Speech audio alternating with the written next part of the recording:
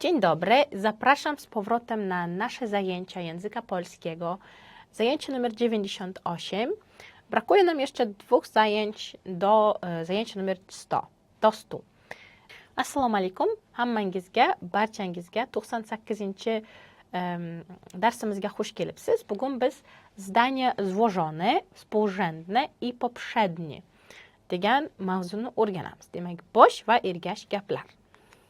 O'tgan darsda biz bosh va ergash gaplarni bog'lovchilarni o'rganib chiqdik. Bugun esa biz ularni takrorlab va demak o'z o'rnini topishni o'rganamiz. Bosh murakkab jumlalar kundalik muloqotda bo'ysunuvchi jumlalarga qaraganda tez-tez uchraydi. Ularni tafsirlash ham osonroq. Ularning orasidagi aloqalarni eslab qolish juda ham muhim. Ular odatda muvofiqlashtiruvchi, bog'lovchi, masalan, i, oras, ale и так далее, o'shalar bilan qo'shiladi. Agar gapda bog'lovchi bo'lmasa, ikkita gap virgul bilan birlashtiriladi. Bu jadvalda siz zdania współrzędny złożonyni ko'ryapsiz. Ya'ni ana shu bog'lovchilar yordami bilan birlashtirilgan gaplar. Va albatta bog'lovchilarning o'zi.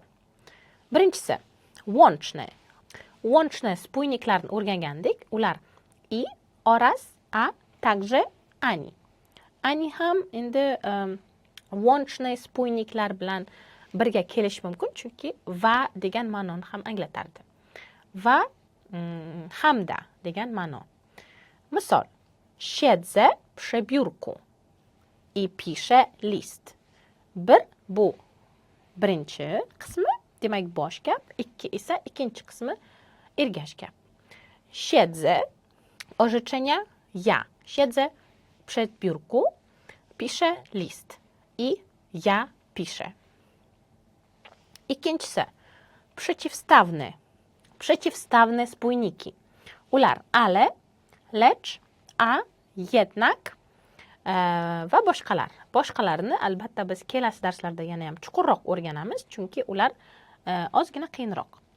Misol, byłem w sklepie, ale wszystkiego nie kupiłem.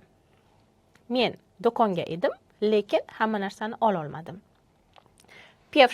Pierwsza część zdania, byłem w sklepie i druga część zdania, ale wszystkiego nie kupiłem. Demak, ikkita qism ham zdanie pierwsze i zdanie drugie, oni się spają z tym spójnikiem.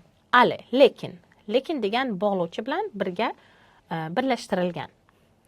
Uchinchi, rozłącznelarni biz o'rganib chiqdik. Rozłączne spójniki. Ular albo, lub, czy, bądź.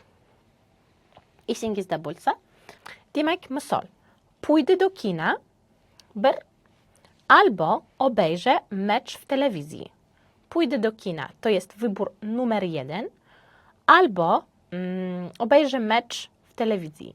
To jest wybór numer 2. Demak, ikkita qism albo bilan bog'langan.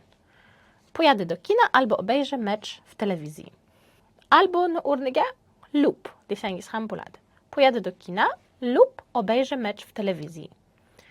Va oxirgisi wynikowe spójniki, wynikowiylarga viensni o'rgandik. Zatemni keyinroq ham o'rganamiz. Więc spójnikini o'rgandik. Jutro wyjeżdżamy. Więc musimy się spakować. Ertaga chiqib ketamiz. Shuning uchun więc musimy się spakować. Demak, shuning uchun biz narsalarimizni yig'ishtirishimiz kerak. Więc shuning uchun degan ma'noda keladi.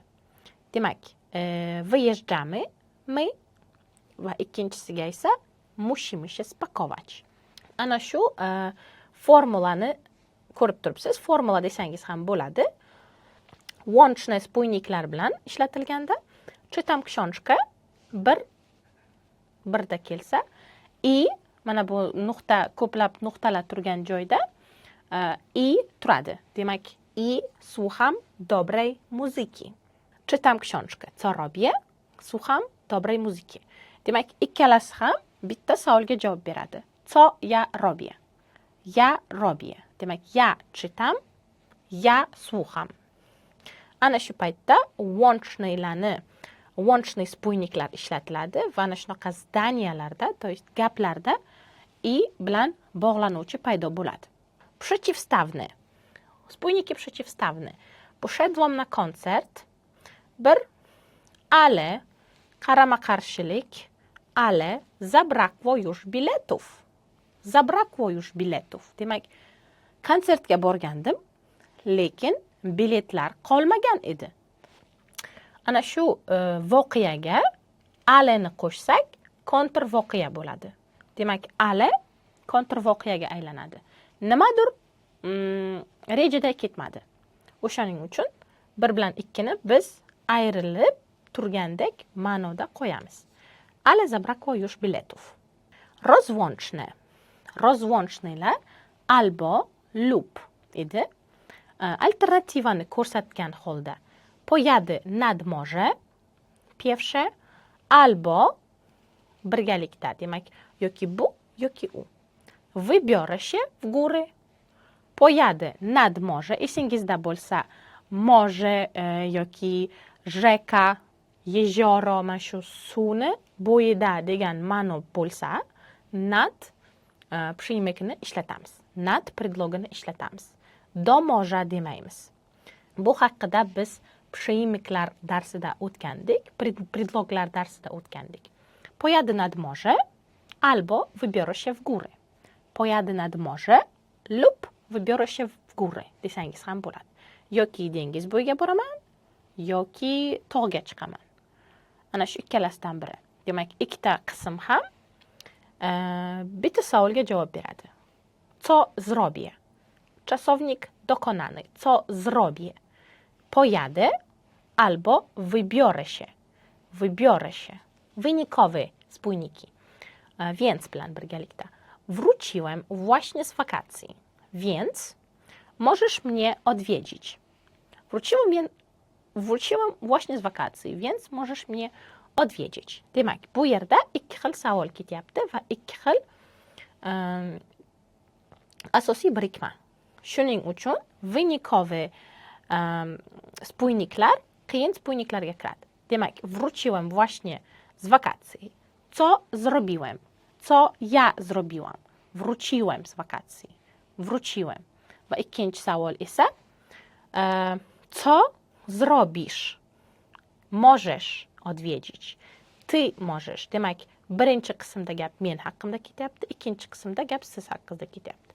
Więc ularni birgalikda bog'laydi va ana bu yerda masalan ikkita har xil u tarafga qarab turibdi. Bu degani bunisini ma'nosidan izohi ikkinchi qismga o'tadi. Nima uchun kelishing kerak? Chunki men ta'tildan qaytdim. Men ta'tildan qaytdim, shuning uchun meni oldimga kelishing mumkin. Nima uchun kelishing mumkin? Chunki men ta'tildan qaytdim. Ana shu ikkalasi bir-biridan bog'liq. Masalan, ikkinchi qism birinchisidan bog'liq. Uvaga. Demak, e'tibor bering. Qarama-qarshi va natijaviy jumlalarni virgul bilan ajratamiz. Bog'lovchi va ayirma gaplarni virgul bilan ajratmaymiz. Agar bog'lovchi va ajratilgan jumlalarga xos bo'lgan bog'lovchi xususiyat takrorlansa, ikkinchi va keyingi ishlatishdan oldin virgul qo'yish kerak. Ani nie skończyliśmy zdania, ani nam nie wyszły dobre wyniki. Buni biz o'tgan darsda ham o'tgandik. Ani nie skończyliśmy zadania, ani nam nie wyszły dobre wyniki. Na gapni tugatdik, na natijaga erishdik. Vyniki bu natijalar. Vynik. Va albatta kasalxonaga borib, masalan, analiz topshirsangiz ham, qon topshirsangiz ham sizga ana shu natija beradi.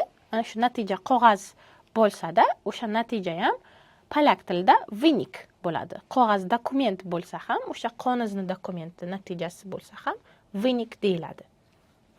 Albo pójdę na spacer, albo posiedzę w domu. Demak, ikkalasi birdaniga ketma-ketlikda qaytarilsa, ularning o'rtasida virgul qo'yiladi. Yoki sayrga chiqaman, yoki uyda qolaman. Albo albo. Va bir xil savolga javob beradi. Albo co zrobię? Co ja zrobię? Albo pojadę, albo posiedzę. Zrobię. Czasownik dokonany bo'ladi. Endi podwojony, złożony spójniklarga o'tamiz. Złożone spójniki, które łączą wypowiedzenia. Demak, ikkitalik spójniklar. Esingizda bo'lsa, biz ikkitalik spójniklarni o'tgandik. Dopóki, dopóty, dopóki. Qaysigacha, shungacha. Masalan, qancha shunday bo'lsa, shunday bo'ladi. Dopóty, dopóki. Nie tylko, ale także. Nie tylko, lecz również. Nafaqat bu, balki shu. Nafaqat bunisi, balki shunisi. Va hokazo. Na przykład, dopóki nie oddasz moich książek, dopóty nie pożyczę ci kolejnych. Dopóki nie oddasz mi swoich książek, dopóki nie oddasz moich książek, dopóty nie pożyczę ci kolejnych. Siz meni kitoblarimni qaytarib bermaganingizcha, men sizga o'zimni kitoblarimni boshqa bermayman. Ana shu narsalarni qilmaganingizcha, dopóty, dopóki. Ana shu narsani qilmayman. Demak, bu yerda ham biz virgul qo'yamiz. Ana shu holat podvojone spójniki deb nomlanadi. Demak, ikkitalik bog'lovchilar. Va ikkinchisi. Nie tylko słowa były piękne w tej piosence, ale także melodia. Bu qo'shiqda nafaqat so'zlari chiroyli edi, balki uni musiqasi ham. Nafaqat bu, balki shu.